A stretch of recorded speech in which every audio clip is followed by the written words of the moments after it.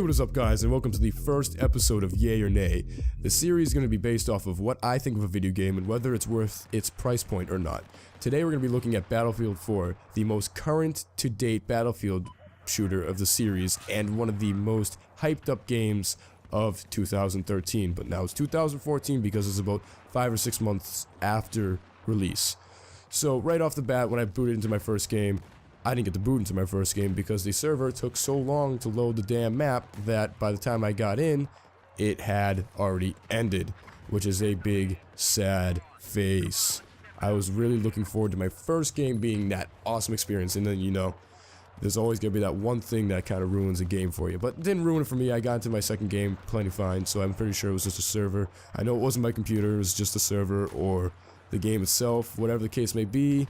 It hasn't happened to me again since the first game, but the loading screens in this game are still really long. They can be from about 20 seconds to a minute long, which is a very long time to wait into a game compared to as Titanfall, the loading screens were about 20 seconds at most.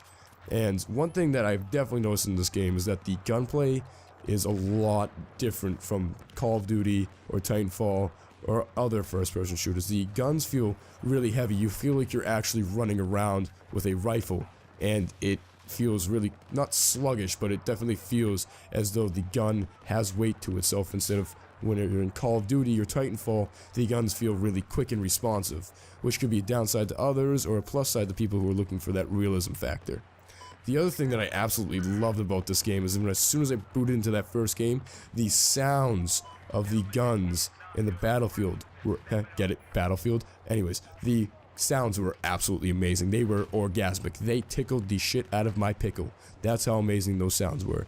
They are really, really hitting the nail with the hammer with the sounds. They sound amazing. The gunshots sound satisfying. You feel like you're shooting a gun and not a dinky little play toy. And that's one big thumbs up for me because it really adds to the immersion factor of the game. Now, as for the gameplay itself, it's what you would expect from a normal Battlefield series game. It's like Battlefield 4 with a brand new engine and better textures and different guns. So basically from Battlefield 3 you can relate to gameplay wise because that's exactly what it's like. And if you haven't played Battlefield 3 or Battlefield 4 for that fact, because you're probably watching this video because you're gonna buy it. Anyways, the gameplay is a lot slower than Call of Duty, but the only reason this game was so fast is because it's team deathmatch and it only goes to 100, so it's a short game. So the games you can usually drag on for hours depending on what you're playing. Also, the cost of the game is going to be a very big driving factor of whether I tell you to get this game or not.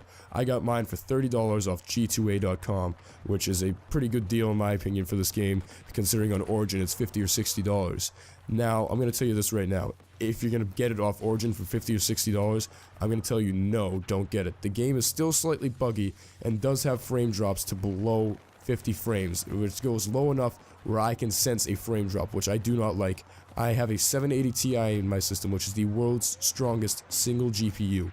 A game should not be dropping below 60 frames on that fucking GPU. That is bullshit. Excuse my French, but there's no need for that. There's no reason for that to be allowed. It's the strongest GPU in the world. It should be able to handle a first-person shooter at 60 frames. It handled Battlefield 3 at about 150 frames, so what the fuck did they do in this game for it to drop below that? I don't know. But anyways, if it's $30, grab it. I got mine for $30, the vanilla game, no expansion packs, and I can say I feel like it was a good purchase. But if you're getting it for $50 or $60 off Origin, I'm going to tell you no, because that is a horseshit price for this kind of unstable game. You don't know if you're going to get that lucky operating system or lucky configuration where you're not going to have any problems with it. So overall, once I got past the buggy, annoying stuff of Battlefield 4, I did enjoy the gameplay and would love to play it again with some friends. So I'm going to give this game a yay at the price point of around $40, but at $50 for the vanilla game, I'm going to give it a nay. Hope you guys enjoyed this episode. Leave a like if you liked the video, dislike the video if you disliked the video, subscribe for more videos, and I will see you guys in the next episode.